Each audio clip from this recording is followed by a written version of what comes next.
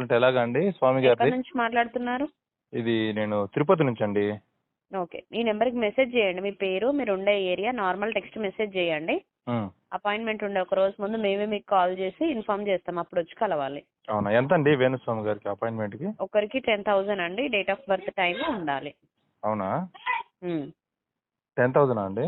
అవునండి. తగ్గించుకోరా అండి, తగ్గేదేమో. ఏం లేదండి. అవునా, ఓకే, ఏమండి? హలో హలో, చెప్పండి.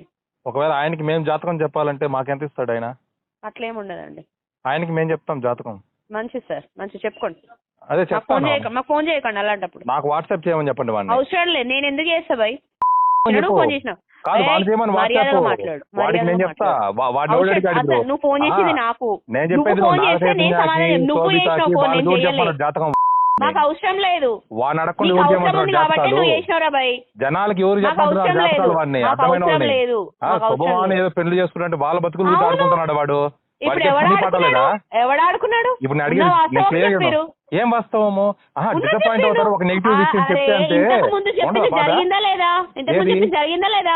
మరి మొన్న జగన్ గెలుస్తాడు పటాపంచులు మరి దానికన్నా ముందు చెప్పినాయి ఓడిపోయింది ఒకటే మాట్లాడుకుంటున్నారు. మరి అంతకుముందు సమాచారం ఆగితే విడిపోతారని చెప్పింది మరి జరిగిందా లేదా? నేను నీ జాతకం కూడా చెప్తున్నా. అతి త్వరలో నీ ఉద్యోగం ఊడిపోతుంది. నువ్వు నా జాతకం చెప్పిన వాళ్ళని అతి త్వరలో నీ ఉద్యోగం ఊడిపోబోతోంది వాడి దగ్గర. ఓ కంగ్రాచులేషన్స్, థ్యాంక్ యూ. ఇంకా దాంట్లో నువ్వు వస్తావా? వాడికి నేను జాతకం చెప్పేవాడిని. వాడు లాంటి వాళ్ళు చాలా మంది నేను చెప్పా జాతకం. అసలు నీకు తెలుస్తలేదు. జన్మలు వాడు లాంటి వాళ్ళు చాలా మంది నేను చెప్పా జాతకం.